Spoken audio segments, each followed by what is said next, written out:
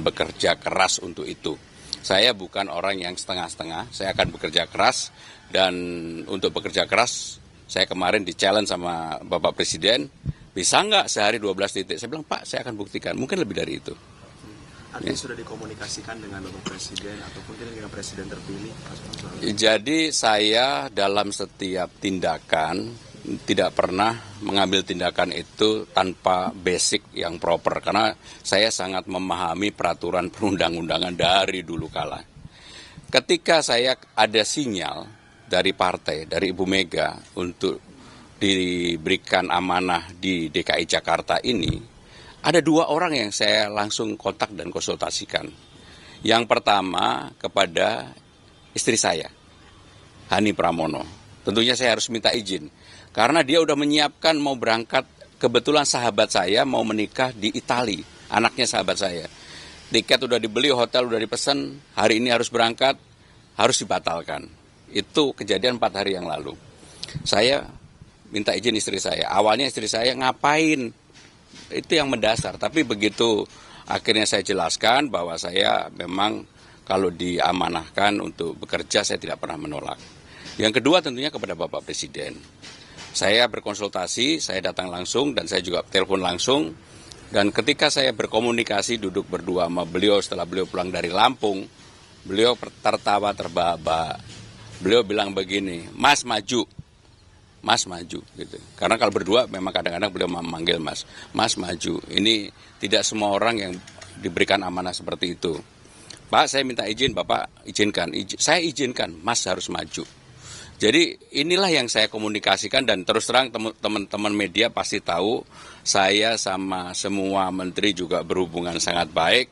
Bahkan beberapa ketua umum partai, tapi saya nggak sebut namanya ya, sudah menyampaikan ke saya, Mas, saya walaupun dukung yang lain, udah untuk Jakarta saya pasti ke Mas.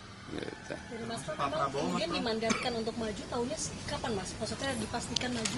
Apakah... Jadi finalnya kalau mau jujur ya, saya sebenarnya terus berusaha untuk tidak maju. Terus berusaha untuk tidak maju. Finalnya baru kemarin sore. Saya bertemu Ibu Mega. Ibu Mega menyampaikan, Pram, final, karena saya sama Bu Mega udah 27 tahun. Jadi hubungan memang sudah sangat dekat sekali. Dan saya di partai pun sebenarnya sudah nggak mau cawe-cawe, nggak mau tampil. Tetapi karena amanah ini, saya bilang sama beliau, Mbak, baik, bismillah, saya maju sama Rano. Saya minta doa restunya. Udah, itu aja. Alasannya jadi baru kemarin. Berarti yang hari Senin pada saat pengumuman gelombang ketiga itu belum? Itu menolak. Bukan belum, menolak. Jadi sudah disampaikan. Iya, pokoknya intinya di awal saya tidak berkeinginan dan saya menolak. Tetapi sekali lagi, karena saya sudah menerima ini, saya akan bekerja keras bersungguh-sungguh untuk apa yang menjadi amanah ini terwujudkan. Dan saya senang sekali ketika semua orang, termasuk teman-teman saya, sahabat saya mengatakan, Mas, di survei aja Mas nggak ada. Memang nggak ada, gimana mau ada. 7 tahun aja saya nggak pernah. Teman-teman ini kan pasti banyak yang minta statement saya ketika di istana, nggak pernah mau. Udah. Tapi sekarang mulai hari ini saya mau statement sampai dengan 27 November. Mas Pram, artinya kan terkait dengan selain survei. Kenapa? Ya, rengeng-rengeng di dalam internal partai banyak, tetapi yang menyampaikan langsung kepada saya Bu Mega. Kenapa rengeng-rengeng banyak? Ya pas itu, pas mau diumumkan itu. Menyampaikan nggak alasannya kenapa akhirnya memilih Mas Pram? Kan sebelumnya ada beberapa nama yang dimajukan. Ya, yang pertama ibu kan udah sangat senior, pengalaman panjang.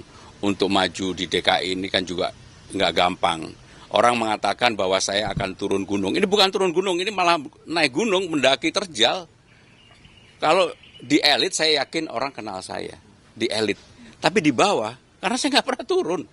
Dan memang saya juga tidak mau berkomunikasi. Hobi saya di Jakarta hanya sepedaan. Kalau di komunitas sepeda pasti saya sangat terkenal lah. Karena apa? Saya ini orangnya nggak mau kalah. Dulu kecepatan rata-rata saya masih 42. Sekarang saya udah 45. Yang muda-muda seumur saya berani lomba di sini untuk naik sepeda di Dalkot, pasti saya nomor 1. Gaya kampanyenya akan disalurkan juga nggak nih Mas? Hobi-hobinya Mas Pram sendiri akan disalurkan di gaya kampanyenya nanti? Oh iya, saya sangat sederhana kampanyenya. Saya akan berpolitik dengan riang gembira, diterima semua orang, nggak ada caci maki, nggak ada merendahkan, bahkan apa yang menjadi legacy dari semua gubernur saya akan lanjutkan. Nggak ada satupun. Pak Pram, ini kan lawannya bakal melawan Ridwan Kamil, Pak. Melihat peluangnya nanti bagaimana, Pak?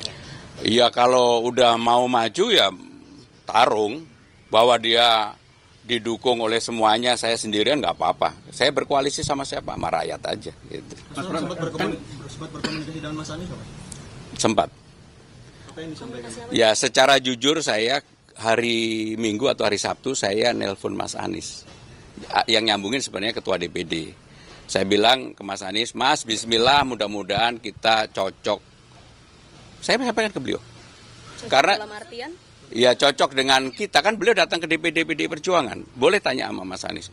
Bahkan saya sama semua orang itu hubungan saya sangat baik. Tadi pun saya berkomunikasi sama Mas Anies. Saya mengatakan kepada Mas Anies, Mas ingat nggak Dito anak saya yang jadi Bupati Kediri sekarang, itu ketika lahir jenengan nungguin. Waktu itu Mas Anies Ketua Senat. Jadi bagi saya yang begini nyantai-nyantai aja gitu. Mas, tadi kan Mas Pram bilang katanya survei nggak ada, kemudian sudah lama tidak ada di depan. Jadi alasannya kenapa akhirnya mengiyakan? Yang pertama tentunya panggilan ya, bahwa Jakarta sesuai dengan Undang-Undang Nomor 2 Tahun 2024 itu akan menjadi kota ekonomi, pusat ekonomi nasional dan kota global. Maka perlu orang yang punya pengalaman panjang. Saya terus terang, selain di birokrasi sudah cukup lama, pengalaman saya lengkap sekali. Sebagai sekretaris kabinet saya mengetahui semua problem yang ada di Republik ini karena memang tugasnya sehari-hari. Jadi semua semua rapat pasti saya hadir. Yang membuat kesimpulan rapat pasti saya. Yang kemudian mendistribusikan kepada seluruh menteri dan kepala badan dan lembaga juga saya. Sehingga saya tahu banget urusan-urusan detailnya, termasuk urusan detail Jakarta. Tetapi untuk urusan detail Jakarta, nanti kalau jangan tanya misi-misi urusan itu distorkan ke KPU aja belum, nanti setelah kami storkan. Dan terus terang karena ini hanya 2 hari, teman-teman pasti membayangkan saya nggak pernah menyiapkan, akhirnya harus menyiapkan, tidur aja juga enggak akhirnya. Jadi ketika hari Senin saya diminta itu, 1 hari penuh saya tidak tidur. Bukan apa-apa, pikiran. Karena ya mohon maaf, saya ini berpolitik kan udah panjang banget. Saya dulu pernah menjadi ketua Senat, ketua Dewan Mahasiswa ITB, berpartai menjadi anggota DPR sejak tahun 99, jadi udah terlalu panjang. Maka anak saya bilang begini sama saya, Bapak ini di Gen Z nggak ada yang kenal. Ya gimana mau kenal, muncul aja nggak. Kalau saya di Twitter maupun di IG saya, yang muncul siapa? Cucu saya dan sepedaan, nggak ada. Dan pemerintahan, nggak ada tentang saya mau ngapain, nggak ada. Udah ya, makasih. Hari ini skenario-nya gimana Pak?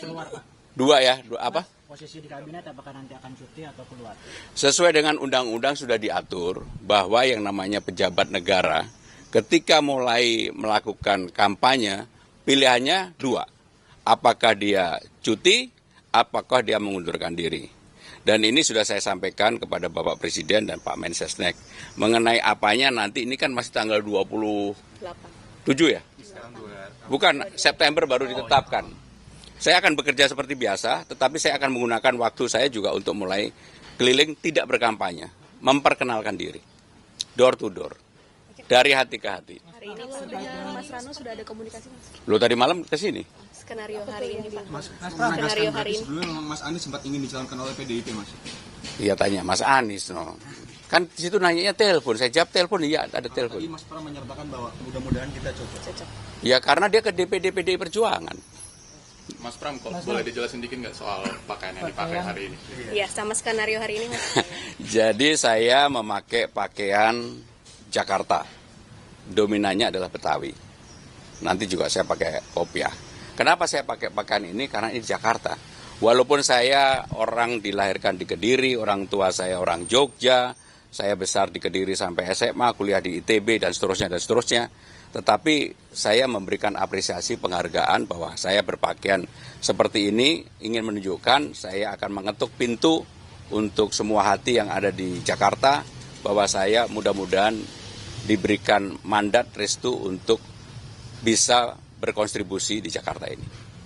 Ya, makasih. Hari ini Skenario-nya ikut yang ngatur. siapa tuh? Ya, pasti sama-sama sama Mas Rano. Ya. Gubernur maupun wakil gubernur atau wali kota bupati harus selesai. Karena itulah makanya hari ini kemarin mungkin belum dideklarasikan yaitu Jakarta, Jabar, dan Jatim. Mungkin hari ini. Bahkan kemarin Mas Andika sudah daftar ke Jawa Tengah. Nah, itulah mekanisme yang kita ini gitu. Dari berarti ini ya. fix dengan Pak Pramono kan ya Bang? Kita lihat ntar di sono. Berarti belum pasti dong? Ya, kita nggak mau ngomong pasti, yang pasti kalau kita udah daftar. Selama janur bulan melengkung. Nah, insya Allah. Nanti dari DPP ke KPU naik oplet Bang berarti? Kita naik oplet. Jadi mungkin insya Allah saya sama Mas Pram naik oplet gitu. Karena memang cari yang dekat, makanya hari ini kita gantung oplet kan. Kalau dari sini ke sono mehek dia, kagak nyampe. Memantra antar belakangan kita turunin, soalnya makannya banyak. Kalau diajak sekarang. Bang, ini ya. kan mempersiapkan daftar ke KPUD kan cukup singkat Bang. Ada pesan khusus nggak dari Bu Mega mungkin barangkali yang disampaikan ke Bang? Tentu yang kita ikuti kan mekanisme nih. Hari ini pendaftaran, kemudian pendaftaran ada persyaratan. Misalnya tadi nanya berapa banyak, nah, kita nggak bisa banyakin. Boleh cuman nggak boleh lebih 200, yang ke dalam mungkin cuma 20 orang. Itu arahan Ibu. Nah, itu bagian dari kedisiplinan kita kan. Kalau kita mau rame-rame ya maaf katen, marching band kita ada 500. Hari ini ada marching band, cuman nggak banyak, 40 gitu loh. Artinya pesan Bu Mega dari ikuti aturan gitu Bang? Ikutin semua aturan. Udah nyusun visi Udah, visi misi itu kan sudah terbuat. Karena dalam pengertian begini, selalu kita DPP itu memberikan guidance kepada seluruh calon gubernur, wakil gubernur, bupati, wakil bupati atau wali kota, yaitu visi misi nasional. Ya kan, agar pembangunan itu ada kesinambungan. Nah, kalau kita mau pahami, nawacita itu adalah visi misi yang diberikan oleh presiden. Artinya itu tim daripada partai yang menyiapkan itu. Gitu. Di antara banyak sumber informasi, kami layak dipercaya. Karena kami menggali lebih dalam, berpihak pada kebenaran, berpegang pada data dan fakta, agar layak Anda jadikan referensi. Kompas TV, independen, terpercaya.